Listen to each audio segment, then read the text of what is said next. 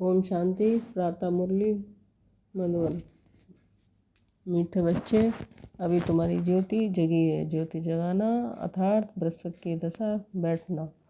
बृहस्पति की दशा बैठने से तुम विश्व के मालिक बन जाते हो। प्रश्न है, सतयुग में हर घर की विशेषता क्या होगी? कलयुग में हर घर क्या बन गए हैं?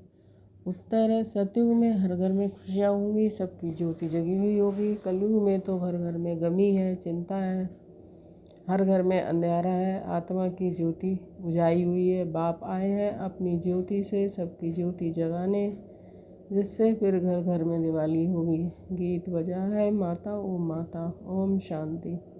बच्चों ने माँ की महिमा सुनी। यूँ वास्तव में उपमा तो एक की ही होती है। माँ को भी जगदम्बा बनाने वाला, जन्म देने वाला फिर भी और कोई है। ऐसी माँ को भी जन्म किसने दिया? कहेंगे पतित पावन परम पिता परमात्मा शिव ने दिया। फिर भी महिमा हो जाती है एक ही ज्ञान सागर पतित पावन परम पिता परमात्मा शिव बाबा की। ये बैठ बच्चों को अपना और अपनी रचना के आदि मध्य अंत का और पतितों को पावन बनाने का राज समझाते हैं। ये तो बच्चे समझ गए हैं कि इस समय पतित राज है, जिसको रावण राज कहा जाता है। अभी दशहरा आता है ना, ये तो समझाया गया है। ये सब अंधश्रद्धा के उत्सव हैं। ऐसे तो कोई है नहीं कि रावण था, लंका थी। लंका सिलोन को कहा जाता है। दिखाते हैं वहाँ सागर पर बंदरों ने पुल बनाई है। वास्तव में ये सब दंत कथाएं हैं। ऐसे तो है नहीं कि 10 शीश वाला कोई रावण था, लंका में राज करता था। फिर तो उनकी एफिजी लंका में ही जलानी चाहिए। रावण को जलाने का भारत में ही रिवाज है, और कोई जगह नहीं जलाते हैं। अखबार में भी यहाँ के लिए ही पड़ता है। सबसे जास्ती उत्सव मैसूर का महाराजा मनाते हैं। उनका शायद इस दंत कथा में प्रेम दिखाई पड़ता है। अब इस पर समझाना तुम बच्चों का काम है। एफिजी तो दुश्मन का बनाकर जलाया जाता है, जैसे आगे हिटलर का एफिजी बनाकर जलाते थे। दुश्मन तो बहुतों के होते हैं। अब रावण किसका दुश्मन था? भारतवासियों का दुश्मन था। परंतु दुश्मन को भी एक बार जलाया जाता है। ऐसे तो कोई भी नहीं करते जो हर वर्ष दुश्मन का एफिजी बुत बनाकर जलाते हैं। दुश्मन का एफिजी तो बनाते हैं, परंतु बस वर्ष तो नहीं जलाते। ये रावण फिर कौन है? इसका भारत में बहुत समय से 10 शीश वाला एफिजी बनाकर जलाते रहे। ये दुश्मन कब से हुआ, जो मरता ही नहीं है? आखिर खत्म होगा या सदैव रहेगा? तुम बच्चे जानते हो भारत ही पवित्र था, फिर भारत में ही रावण ने अपवित्र बनाया। अभी रावण राज्य है। अगर लंका का राज्य था तो रानी भी होगी। तुम तो ये बातें मानेंगे नहीं। रावण अभी तक जीता है, क्या कुछ भी समझते नहीं? जीता है, फिर उनकी एफिजी बनाकर जलाते रहते हैं। एक बार जलाया है, फिर क्या हुआ? हर वर्ष जलाते रहते हैं। तुम बच्चों को समझाना चाहिए। कमेटी के बड़े जो बनते हैं, जैसे मैसूर का महाराजा, वह बहुत मनाते हैं। फॉरेनर्स को भी देखने के लिए बुलाते हैं। समझेंगे शायद ऐसा हुआ होगा, परंतु ऐसा तो कभी हुआ नहीं है। नाटक बना देते हैं। रावण का भी नाटक बनाते हैं। तो इस रावण की बात पर समझाना है। बड़ी ज़बरदस्त बात है। तुम रावण राज्य में बैठे हो। पतित दुनिया में ही रावण राज्य कहा जाता है। अभी रामराज और रावण राज्य का राज तुमको समझाया गया है। रावण 5 विकारों को कहा जाता है और कोई नहीं है। तुम समझ गए हो। रावण का राज अभी भारत में है। भारत में ही दशहरा दीपमाला आदि मनाते हैं। तो समझाना पड़े। अगर रावण जीता है तो रावण राज ठहराना। रावण है पतित बनाने वाले। तुम जानते हो 5 विकार जो कि इस समय सर्वव्यापी हैं, उनको ही रावण कहा जाता है। रावण के चित्र को आगे दशहरे में निकले थे। इसमें तिथि तारीख भी डालनी पड़े। इस समय पतित का विनाश और पावन की स्थापना होती है। तुम पतित से पावन बन रहे हो। पावन बन जाएंगे, फिर रावण संप्रदाय को आग लगेगी। रावण खत्म हो जाएगा, फिर सतयुग में कोई एफिजी नहीं बनानी होगी।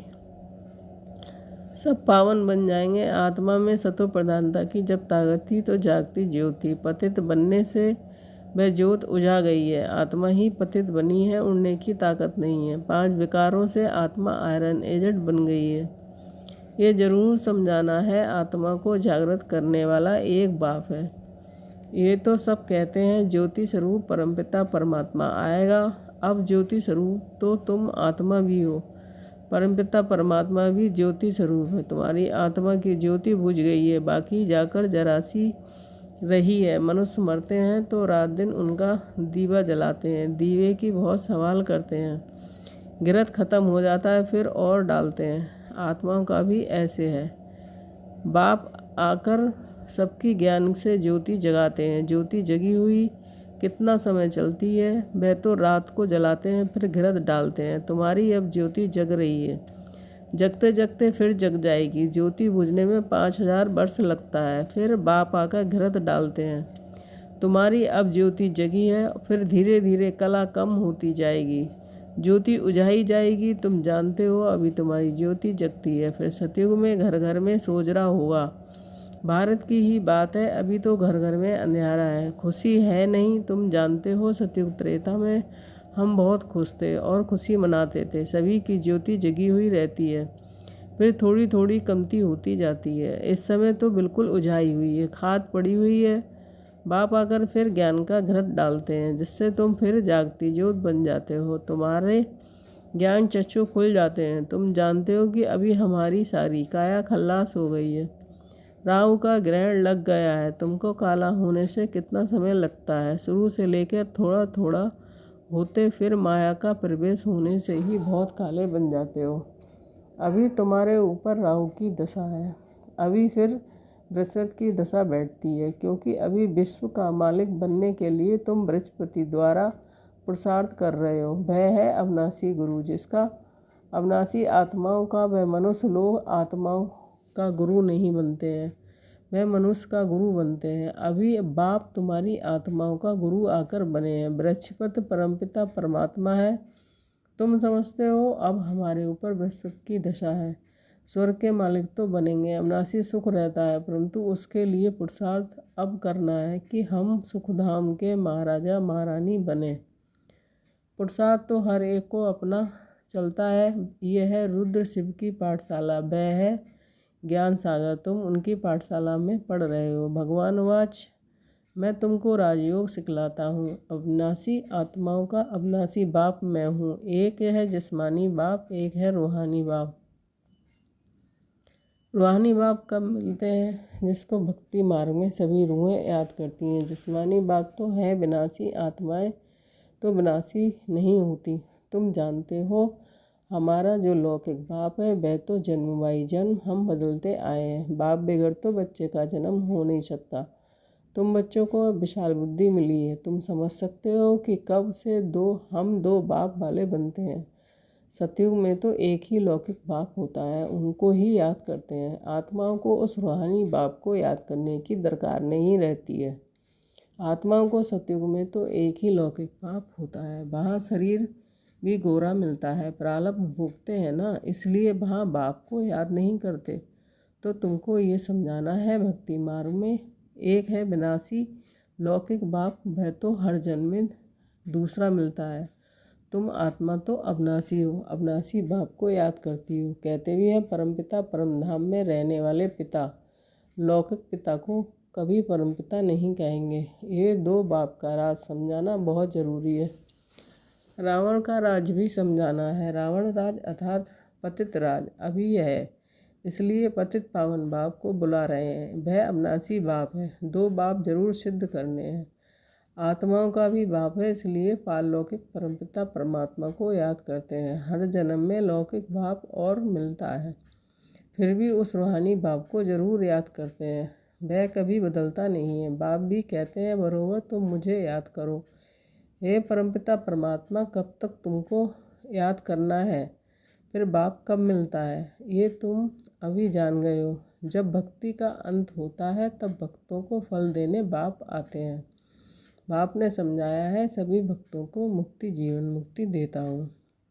तुम जानते हो सतयुग में एक ही धर्म होता है, उसको वननेस कहेंगे। कहते हैं सभी मिलकर एक हो जाएं, परंतु सभी धर्म तो एक हो नहीं सकते। जब एक राज्य हो जाता है तो पवित्रता सुख शांति रहती है। भारत में राम राज्य था जरूर, अभी ये रावण राज है, इसलिए रावण को जलाते रहते हैं। तो दो बाप का राज समझाने से झट समझ जाएंगे। अविनाशी बाप तो जरूर है, नई दुनिया रचने वाला बाप ही है। नई दुनिया में बरोबर देवी देवताएं ही थे, फिर वही दुनिया नई से पुरानी होती है। नई दुनिया में कितने जन्म लेते हैं, पुरानी दुनिया में कितने जन्म लेते हैं, ये तुम जानते हो। ऐसे भी नहीं कि 84 जन्मों के आधा होने चाहिए। 42 जन्म पुरानी दुनिया में, 42 जन्म नई दुनिया में नहीं। भारतवासियों की आयु अभी 100 वर्ष, 125 वर्ष थी। अभी तो 40-50 वर्ष भी मुश्किल से चलते हैं, तो आधा आधा हो ना सके। 84 जन्मों का हिसाब तो चाहिए ना। बाप कहते हैं कि तुम्हारा 84 जन्मों का चक्र कब पूरा हुआ तुम नहीं जानते हो। वह समझाते हैं 84 जन्मों का राज सिवाय परमपिता परमात्मा के और कोई समझा ना सके। तुम बाप से सुनकर खुश होते हो और फिर नई दुनिया के लिए पुरुषार्थ करते हो।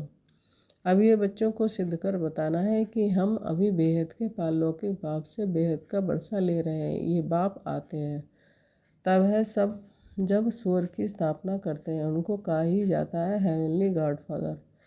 जब नए घर की स्थापना होती है तब पुराने घर को तोड़ा जाता है। लिखा हुआ भी है स्थापना फिर विनाश। स्थापना जब पूरी हो जाएगी तब विनाश होगा। स्थापना करने वाला परमपिता परमात्मा ब्रह्मा द्वारा, ये भी ब्रह्मा ने समझाया। सूक्ष्म वतनवासी को जो प्रजापिता नहीं कहेंगे वहाँ प्रजा होती नहीं है, तो ज़रूर प्रजापिता ब्रह्मा यहाँ होगा। फिर अव्यक्त संपूर्ण बनेगा। वह तो है अव्यक्त, जरूर व्यक्त भी चाहिए। जो व्यक्त अव्यक्त होना है, दोनों सभी दिखाई पड़ते हैं। प्रजापिता ब्रह्मा यहाँ भी है, सूक्ष्म वतन में भी है। प्रजापिता तो यहाँ चाहिए, जरूर प्रजापिता ब्रह्मा के बच्चे भी यहाँ ही हैं। प्रदर्शनी में दो बाप का राज समझाना है। कायदा तो है एक एक को अलग अलग समझाया जाता है।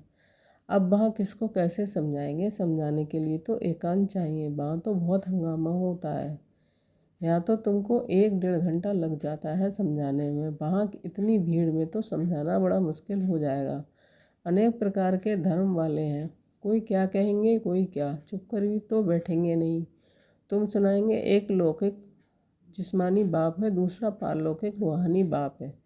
वह है परमपिता परमात्मा। अब ब्रह्मा द्वारा स्थापना कर रहे हैं स्वर्ग की।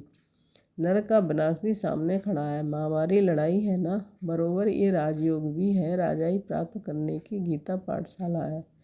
भगवान आवाज सभी को दो बाप हैं। श्री कृष्ण को सभी आत्माओं का बाप नहीं कहेंगे। आत्माओं का बाप परमपिता परमात्मा कहते हैं कि मामेकम याद करो।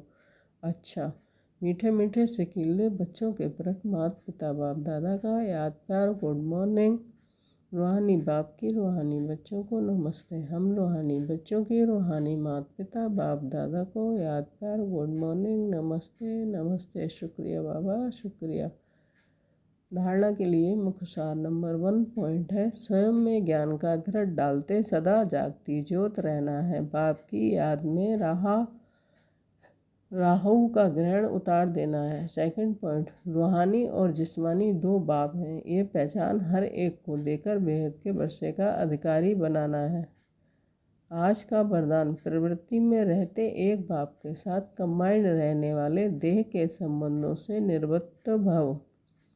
स्पष्टीकरण, प्रवृत्ति में अगर पवित्र प्रवृत्ति का पाठ बजाना है तो देह के संबंधों से निवृत्त रहो। मैं पुरुष हूँ, ये स्त्री है, ये भान सपन में भी नहीं आना चाहिए। आत्मा भाई भाई है तो स्त्री पुरुष कहाँ से आए? युगल तो आप और बाप हो। ये तो निमित्त मात्र सेवा अर्थ, बाकी कंबाइंड रूप में आप और बाप हो ऐसा समझकर चलो, तब कहेंगे हिम्मतवान विजयी आत्मा। आज का स्लोगन है, सदा संतुष्ट और सदा खुश रहने वाले ही खुश नसीब तीव्र पुरुषार्थी भव। ओम शांति।